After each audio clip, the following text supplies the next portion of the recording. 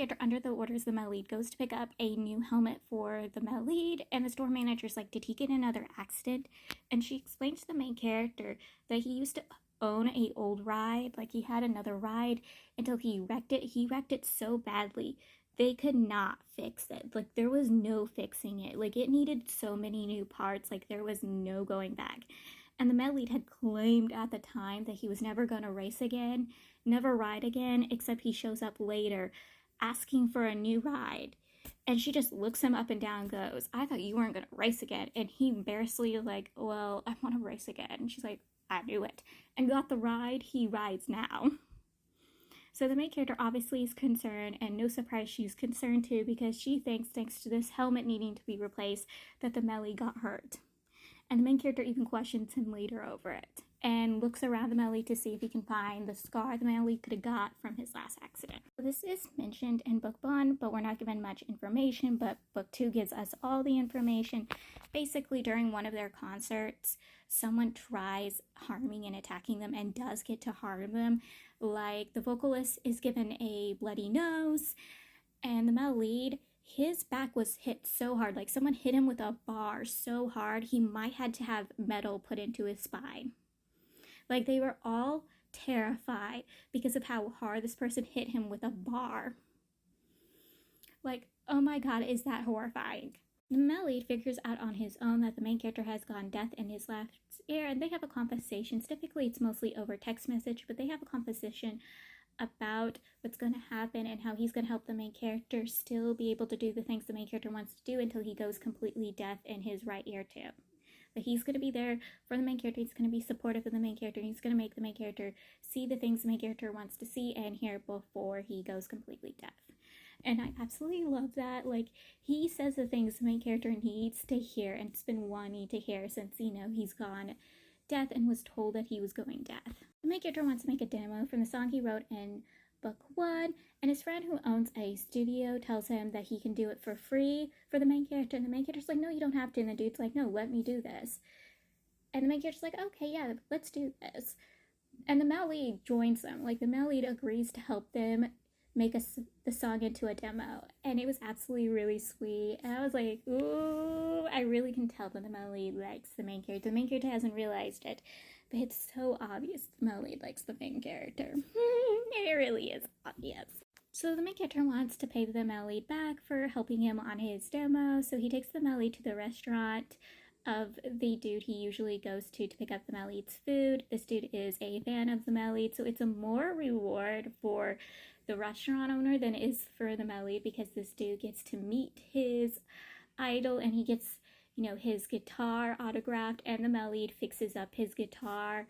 Like, this is more reward for this dude than it was for the male lead, but the male lead did still enjoy himself. So at one of the concerts they're doing for their 5th anniversary, the main character's ex-girlfriend shows up, and she gets on stage, and she's asked who she wants to hug out of all of the members of the band, and she's like, your bassist. I want to hug your bassist, because remember, she's as much of a big fan as the main character of the male lead, and she gets her hug. And the main character's both a little upset over this, but at the same time, he's proud and happy for her, because again, she was the one who introduced him to this band, introduced him to the male lead, and he's kind of happy for her to be able to get to hug the person she's always honored. Like, he sees her as an angel that guided him to the male lead. He says this exact words in the book. He says she is his angel, and I thought that was super sweet.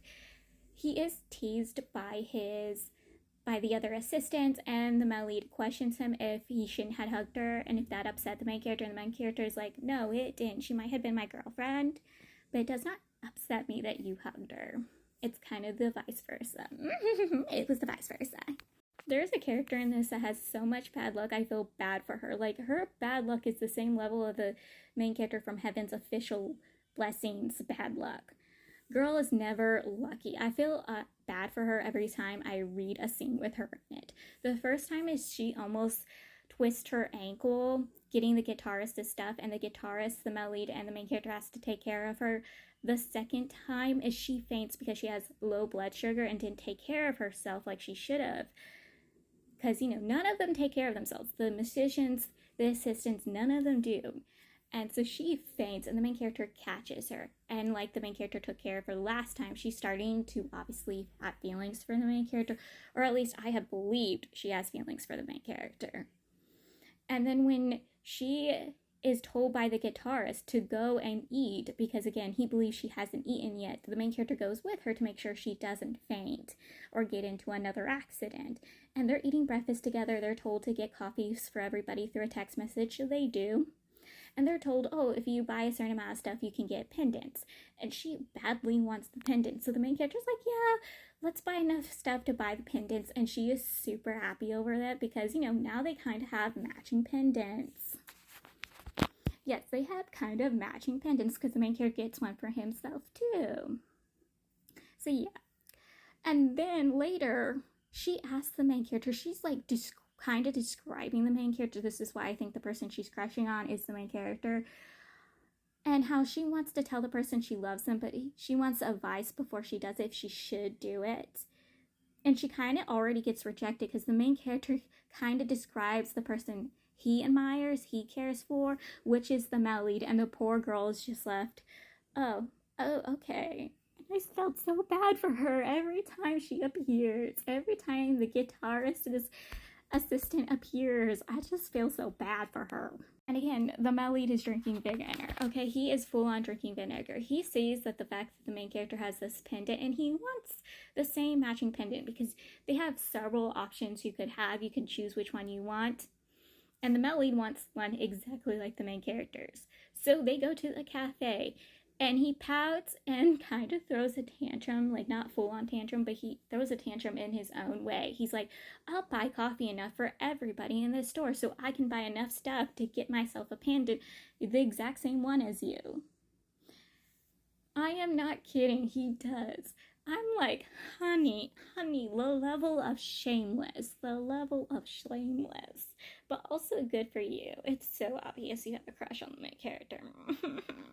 Another proof of the male lead being jealous is after he finds out that the girl he hugged on stage was the main character's ex-girlfriend. Like I said, he questioned the main character if it was okay. But why I say that he is drinking the vinegar is he gets himself drunk. Like he is trying to drink nonstop.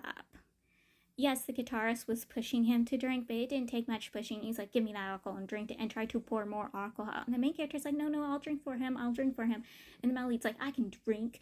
And like he pours enough alcohol, like it goes over the table, all over the floor. I mean, the male lead can hold his alcohol the same way the male lead from Grand Monster Demonic Convention holds his alcohol. He can't. So yeah, he acts like a whiny, pouty brat about the whole thing, and I'm like, he drinking his vinegar. Someone take that vinegar away from him because he's swimming in it.